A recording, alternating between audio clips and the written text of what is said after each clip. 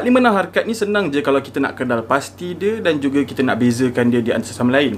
Okey, iaitu dengan melihat mat yang bersimbol seperti kening, ada juga yang memanggilnya sebagai bendera ataupun misai.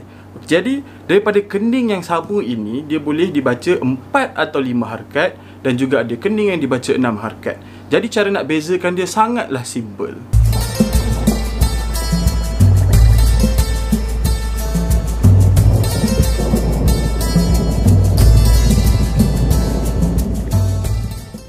Kening yang dibaca dengan 4 ataupun 5 harakat ini, kita boleh lihat selepas kening itu mempunyai huruf hamzah.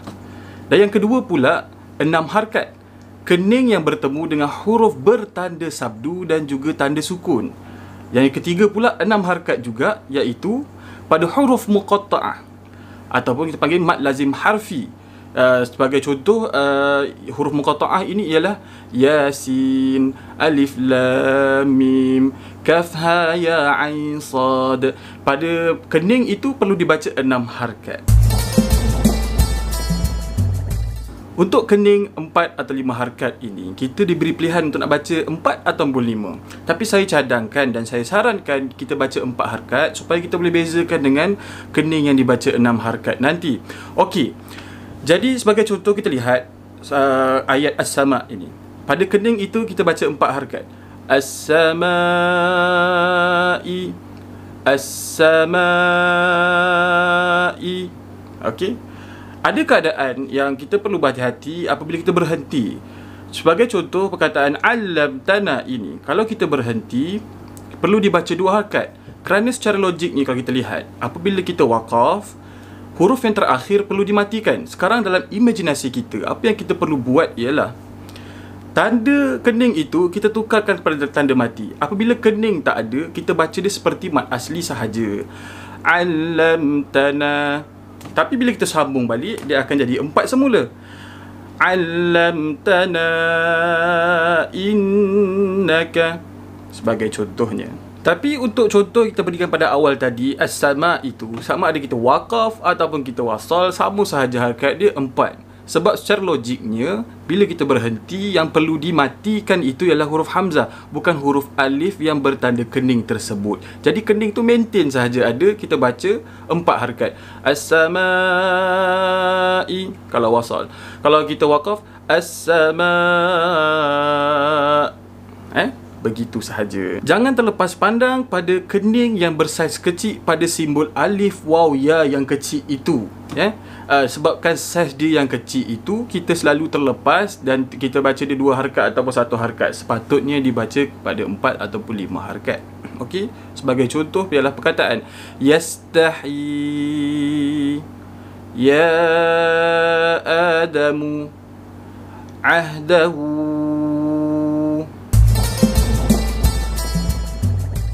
Untuk kening yang dibaca dengan 6 harakat, penting kita baca sampai 6 harakat. Banyak orang baca dia tak sampai. Okey, yang kedua penting tentang kening 6 harakat ini ialah apabila ianya bertemu dengan huruf sabdu dan juga tanda sukun asli. Sukun asli ni maksud saya bukannya huruf itu pada asalnya berbaris kemudian apabila berhenti disukunkan. Itu bahasa tajwidnya sukun mendatang. Okey, sebagai contoh kita tengok ayat waladdallin. Hari-hari kita baca waladdallin.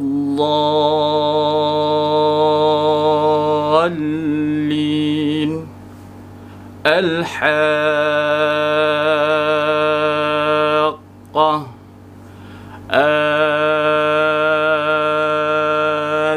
az-zakaraini. Itu contoh kepada kening yang dibaca pada 6 harakat. Kening 6 harakat pada huruf muqatta'ah ataupun mad lazim harfi ini ada 2 perkara istimewa pada dia. Yang pertama, dia tidak melihat pada huruf selepas dan sebelum dia. Macam tadi kita perlukan ada hamzah lah selepas kening, ada huruf sabdu selepas kening, tak ada. Dia berdiri dengan sendiri, dengan kening dia sendiri, terus dibaca 6 harakat. Okey, yang kedua special dia ialah dia bukan dibaca seperti ayat-ayat lain, iaitu lam perlu ada baris. Baca la, li, lu, lan, lin, lun. Apa yang perlu dibuat di sini ialah menyebut nama huruf dia. Kalau lam, kita sebut lam. Kalau huruf sin, kita baca sin. Sebagai contoh, kita ambil alif lam mim. Alif lam mim. Kita tak baca dia alama. Contoh. Contoh lain pula kita boleh tengok surah Yasin. Yasin. Kalau tak ada kening, Taha. Satu lagi yang perlu saya nak ingatkan ialah pada perkataan alif. Alif di situ tidak dibaca dua harakat. Dibaca pendek-pendek saja. Pendek, lif pendek. Tak dibaca alif ataupun alif ataupun pula alif.